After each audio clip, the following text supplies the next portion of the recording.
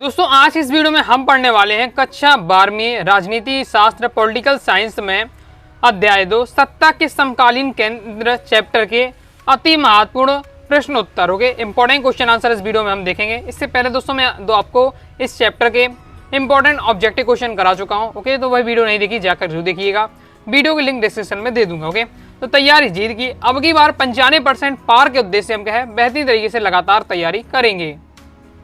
तो सबसे पहले दोस्तों आ जाते हैं। तो इसमें इस चैप्टर से आपको क्या है अक्सर आपके 3 नंबर वाले प्रश्न पूछे जाते हैं, यानी लघुत्तरीय प्रश्न आते हैं। ओके, तो वही हम इस चैप्टर में देखेंगे। ओके, तो सबसे पहले आपको तैयार करना है। पहला क्वेश्चन है यूरोपीय संघ की कौन सी विशेषता उसे एक प्रभावी क्षेत्रीय संगठन बनाती है। एमपी बोर्ड एग्जाम 2022 में क्वेश्चन आ चुका है। ओके, यानी आपको क्या है यूरोपीय संघ की विशेषता तैयार कर लेनी है। सिंपल क्वेश्चन आ सकता है यूरोपीय संघ की विशेषताएं बताइए। ओके, तो देख लेते हैं यूरोपीय संघ की कौन कौन सी विशेषताएं। पहला है कि दीर्घ समय अवधि में निर्मित यूरोपीय संघ ने आर्थिक सहयोग वाली संस्था वाली व्यवस्था से परिवर्तित होकर राजनीतिक स्वरूप धारण कर लिया। अब यूरोपीय संघ एक विशाल राष्ट्र के ही भांति कार्य करने लगा। हालांकि इसके अलग संविधान बनाए जाने के प्रयास सफल नहीं हो पाए, लेकिन इसके बावजूद यूरोपीय संघ का स्वयं झंडा है, गीत है और स्थापना दिवस तथा मुद्रा में यूरो है। ओके, नेक्स्ट है यूरोपीय संघ द्वारा संयुक्त विदेश एवं सुरक्षा नीति बना ली गई। इसमें सोवियत गुट से अलग हुए नए देशों को स्वयं के साथ मिलाने का भरसक प्रयास किया गया। ओके, मतलब पहली विशेषता क्या है कि ये अपने एक पूरे एक क्या है यूरोपीय संघ है। ओके, संस्था है, लेकिन इसने क्या है देश के भांति ये क्या पूरा व्यवहार किया। ओके, देश बनाने का तरह काम किया। साथ ही इसने क्या है अपने स्वयं संविधान बनाने का प्रयास किया, लेकिन संविधान नहीं बना पाए। लेकिन इसने अपने स्वयं का झंडा है, गीत है, स्थापना दिवस है, अपनी स्वयं की मुद्रा चलाते हैं। ओके, और नेक्स्ट विशेषता क्या है कि जहां इसका सदस्य देश फ्रांस संयुक्त राष्ट्र सुरक्षा परिषद का स्थायी सदस्य है, वहीं यूरोपीय संघ के अनेक सदस्य सुरक्षा परिषद के अस्थायी सदस्यों में भी सम्मिलित हैं। इस तथ्य के कारण यह अमेरिका सहित सभी देशों की नीतियों को प्रभावी करने में क्या है समर्थ है। नेक्स्ट इसकी विशेषता है यूरोपीय संघ का कूटनीति, राजनीतिक, आर्थिक एवं सैनिक प्रभाव अत्यधिक है। 2005 में तो यह विश्व की सबसे बड़ी अर्थव्यवस्था थी, जिसका सकल घरेलू उत्पादन 12,000 अरब डॉलर से भी ज्यादा था। इसकी मुद्रा क्या है यूरो ने अमेरिकी डॉलर को भी क्या है पीछे छोड़ दिया था। ओके, और इसकी एक अलग ही मुद्रा है यूरो, जो कि क्या है अमेरिका को भी क्या है पीछे छोड़ दिया था। कब 2005 में। ओके, सबसे बड़ी अर्थव्यवस्था बनी थी। तो ये सब आपकी दी है यूरोपीय संघ की विशेषताएं। ओके, आगे देख लेते हैं। नेक्स्ट दोस्तों आपको क्वेश्चन तैयार करना है आसियान विजन 2020 के 3 उद्देश्य लिखिए। MP board exam 2022, MP board exam 2023 में क्वेश्चन आ चुका है। तो आसियान विजन 2020 की आपको उद्देश्य बताने हैं। पहला उद्देश्य है वैश्विक समुदायों में आसियान की अपनी विशिष्ट क्षेत्रीय पहचान बनाना। दूसरा है संयुक्त राष्ट्र संघ के एक वैकल्पिक शक्ति के केंद्र के रूप में सुरक्षा, आर्थिक तथा सामाजिक व सांस्कृतिक समुदाय माध्यमों से क्षेत्रीय हितों की सुरक्षा करना। तीसरा है आसियान शैली द्वारा दक्षिण पूर्व एशिया के सभी देशों के आपसी विवादों का सर्वमान्य समाधान करना। आर्थिक मदद, निवेश, श्रम इत्यादि में मुक्त व्यापार क्षेत्र बनाते हुए क्षेत्रीय राष्ट्रों में अमेरिकी वर्चस्व को भी प्रभावी रूप से कम करना। ये आपका दिया हुआ है आसियान विजन 2020 के 3 उद्देश्य। तैयार अच्छे से कर लीजिएगा। ओके, नेक्स्ट दोस्तों हमारा क्वेश्चन है चीन की अर्थव्यवस्था के उत्थान के 3 कारण लिखिए। चीन की अर्थव्यवस्था के उत्थान के आपको क्या कारण बताने हैं, चलिए इसे देख लेते हैं। तो चीन की अर्थव्यवस्था का उत्थान के क्या है निम्न कारण थे। पहले मतलब चीन अपना उत्थान किस प्रकार से हुआ ये आपको बताने हैं। तो पहला कारण है कि चीन के नेता माओ ने नेतृत्व में चीनी क्रांति हुई, जिसमें देश की अर्थव्यवस्था को बाह्य दुनिया से पृथक रखा। अन्य शब्दों में कहा सकते हैं चीन में विकास, अपने लोगों का विकास तथा देश के बाहर आयात निर्यात का क्या है प्रतिबंध किया गया। दूसरा, चीन ने कृषि तथा उद्योगों का निजीकरण किया और तत्पश्चात वह विश्व व्यापार संगठन में शामिल होकर वैश्विक पहचान बनाने में सफल हुआ। तीसरा है चीन ने खुले द्वार की नीति का अनुसरण किया। इसका अभिप्राय यह है कि संसार का कोई भी देश चीन में अपनी व्यापारिक गतिविधि कर सकता है, अर्थात वहाँ अपना क्या है निवेश कर सकता है। ये सब कारण है ओके, जिससे क्या है चीन का ऊंचाइयों तक पहुंचा। ओके, तो ये आपको तीनों आपको तैयार कर लेना, सिंपल है। जैसे क्या है खुले द्वार की नीति किसने अपनाई, तो चीन ने अपनाई। अक्सर ऑब्जेक्ट में पूछा जाता है। ओके, नेक्स्ट देख लेते हैं। नेक्स्ट हमारा क्वेश्चन है भारत चीन के मतभेदों के आपको 4 कारण बताने हैं। एमपी बोर्ड एग्जाम 2023 में क्वेश्चन आ चुका है कि भारत और चीन के जो मतभेद हैं उससे क्या क्या कारण है। ओके, तो देख लेते हैं। तो आप पॉइंट भी बता सकते हैं, इसमें थ्योरी में दिया हुआ है कि हालांकि भारत चीन में क्या है मित्रता के रास्ते में अनेक रुकावटें हैं, लेकिन उसमें क्या है सर्वप्रमुखता बांधा है पाकिस्तान चीन संबंधों को लेकर। मतलब क्या है, जो चीन होता है वो पाकिस्तान का सपोर्ट करता है, ये सबसे बड़ी दिक्कत हुई। चीन ने जहां पाकिस्तान को मिसाइल तकनीक प्रदत्त की है, वहीं भारत में दलाई लामा की मौजूदगी एवं उनके कार्यों को चीन ने हमेशा के लिए संदेह की दृष्टि से देखा है। चीन ने पाकिस्तान को सिर्फ प्रक्षेपास्त्र ही नहीं बल्कि गोरी जैसी प्रक्षेपास्त्र को निर्मित करने के प्रत्येक प्रकार की मदद की है। मतलब क्या है, पूरी तरीके से सहायता की है, किसका क्या है, बड़े बड़े हथियारों को देकर। ओके, मई 1998 में पाकिस्तान द्वारा जो परमाणु परीक्षण किए गए थे वे भी क्या है, चीन की देन कहे जा रहे हैं।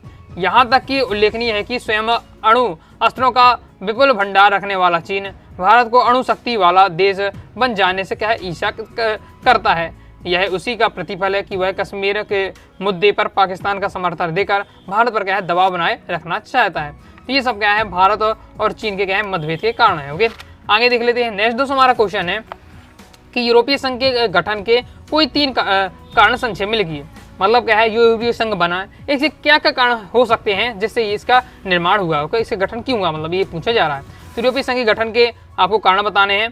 तो फरवरी 1992 में मजिस्ट्रेट संधि द्वारा गठित यूरोपीय संघ के गठन के अनेक कारण थे, जिनमें से प्रमुख इस प्रकार से हैं। पहला है, दूसरे महायुद्ध में विभीषका यानी मारकाट से त्रस्त एवं पस्त यूरोप के देशों में अर्थव्यवस्था को पुनः गतिशील बनाना जरूरत हो गया था। मतलब जितने भी द्वितीय विश्व युद्ध के बाद क्या है, सभी देशों की स्थिति बहुत बेकार हो गई थी, सभी की देशों की अर्थव्यवस्था गिर चुकी थी। तो उस अर्थव्यवस्था को मजबूत बनाने के लिए क्या है, इस संघ का निर्माण हुआ। नेक्स्ट है, यूरोप के इन देशों ने सबसे पहले कोयले और इस्पात की कमी महसूस की। ओके, महसूस की थी, जिसके फलस्वरूप उनके उद्योग धंधे तथा कारखाने मंदी की कगार पर पहुंच गए। अतः सर्वप्रथम अप्रैल 1951 में यूरोपीय कोयले और इस्पात समुदाय गठन किया गया। तीसरा है, इसी प्रकार परमाणु ऊर्जा एवं व्यापार में वृद्धि हेतु यूरोपीय आर्थिक समुदाय तथा यूरोपीय ऊर्जा समुदाय का प्रादुर्भाव हुआ। ओके, ये सब बताए जा रहे हैं आपके यूरोपीय संघ के गठन के कारण। ओके, बहुत ही आसान भाषा में दिया हुआ है। पहला क्या है कि द्वितीय विश्व युद्ध के बाद क्या है, सभी देशों की अर्थव्यवस्था गिर गई। ओके, तो अर्थव्यवस्था को पुनः गतिशील देने के लिए, अर्थव्यवस्था को ऊंचाइयों तक पहुंचाने के लिए इस संघ का निर्माण हुआ। फिर क्या है, यूरोप के जितने भी देश हैं उन्होंने महसूस किया कि उन्हें क्या है, कोयला इस्पात यानी लोहे की क्या है कमी है। ओके, अगर इसी से क्या है, पूरे जो युद्ध धंधे चलते पूरा लोहा से और कोयला से। ओके, इसलिए क्या है, ऐसे देशों का संगठन बनाया गया है जो कोयला और इस्पात में आपका क्या है, सहयोग करें। ओके, और नेक्स्ट क्या है, परमाणु ऊर्जा के लिए साथ ही क्या है, यूरोपीय ऊर्जा समुदाय का निर्माण किया गया। ओके, और व्यापार के लिए आपका यूरोपीय आर्थिक समुदाय का गठन किया गया। तो ये है आपके यूरोपीय संघ के गठन के कारण। आगे देख लेते हैं। ओके, आगे बढ़ने से पहले दोस्तों बता दूं, अगर दोस्तों आप क्लास 12th पॉलिटिकल साइंस की बेहतरीन तरीके से तैयारी करना चाहते हैं, all chapter PDF notes, all chapter important question answer, all chapter objective question answer, model paper, previous year paper solution, सभी कुछ PDF के रूप में चाहते हैं। ओके, और आसानी से तैयारी करना चाहते हैं तो अनुराग साड़ी क्लासेस के क्लास 12th पॉलिटिकल साइंस के कोर्स को ज्वाइन कर सकते हैं। कोर्स को ज्वाइन करने के लिए 90 39 53 44 89 दिए गए व्हाट्सएप नंबर मैसेज करके आप क्या है, जानकारी प्राप्त करके कोर्स को ज्वाइन कर सकते हैं। आगे देख लेते हैं। आगे दोस्तों हमारा नेक्स्ट क्वेश्चन है, चीन द्वारा अपनाई गई नवीन आर्थिक नीतियों के क्या दुष्परिणाम हुए। चीन द्वारा अपनाई गई नवीन आर्थिक नीतियों के दुष्परिणाम देख लेते हैं। पहला क्या है, देश में हुए नए आर्थिक सुधारों का प्रत्येक चीनी नागरिक को फायदा नहीं मिल पाया। चीन में नई आर्थिक नीति के फलस्वरूप बेरोजगारी में वृद्धि हो गई। आंकड़े गवाह हैं कि देश में लगभग 10 करोड़ से अधिक लोग क्या है, रोजगार की तलाश में थे। दूसरा क्या हुआ कि पाश्चात्य देशों अथवा जापान के अपेक्षाकृत करोड़ों चीनी निम्न स्तरीय जीवन में जी रहे थे। देश के उपभोग संस्कृति रूस, अमेरिका, यूरोप तथा जापान इत्यादि से क्या है, प्रतिस्पर्धा नहीं कर सके। तीसरा है, चीन की बदलती हुई आर्थिक व्यवस्था ने पर्यावरण की अत्यधिक क्षति पहुंचाई और चीन में जंगल, वन संपदा और वन्य प्राणी को काफी नुकसान पहुंचा तथा देश की जलवायु और ध्वनि प्रदूषण में क्या है, निरंतरता तब बढ़ती चली गई। ये सब क्या है, दुष्परिणाम है चीन की जो आर्थिक नीतियां अपनाई गई। चौथा क्या है, चीन में नवीन आर्थिक व्यवस्था के फलस्वरूप भ्रष्टाचार बढ़ गया। जैसे जैसे चीन शासन उदारीकरण एवं वैश्वीकरण की गति प्रदान करेगा, आर्थिक दोष अर्थात भ्रष्टाचार क्या है, बढ़ता ही जाएगा।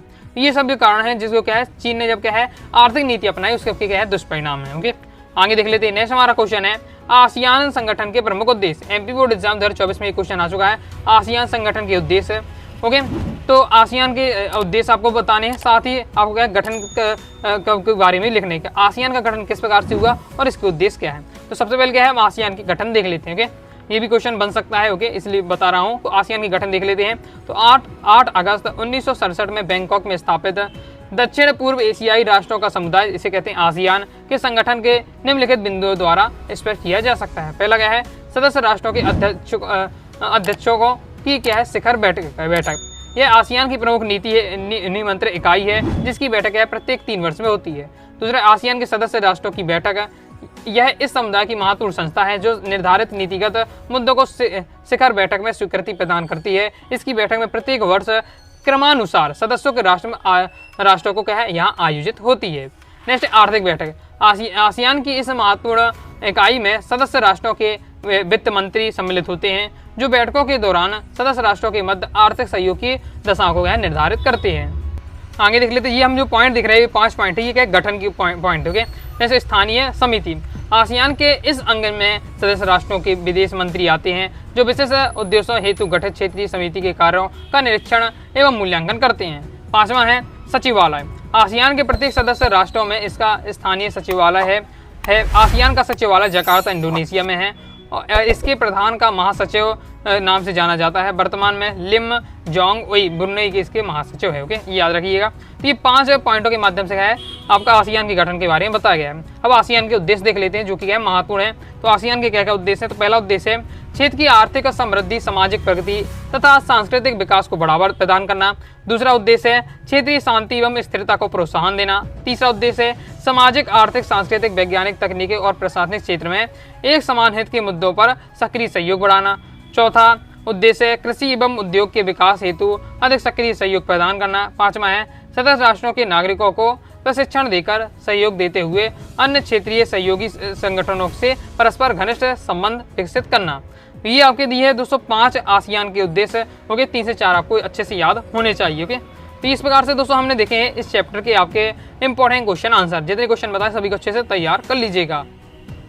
तो आई होप दोस्तों आपको वीडियो पसंद आएगी। वीडियो पसंद आई वीडियो लाइक करके चैनल को सब्सक्राइब जरूर करिएगा। कोई दोस्तों डाउट आता है कारणों से आप जरूर पूछ लीजिएगा। टेलीग्राम चैनल को ज्वाइन नहीं किया तो टेलीग्राम चैनल को भी ज्वाइन कर लीजिएगा। मिलते हैं नेक्स्ट वीडियो में, तब तक के लिए बाय बाय।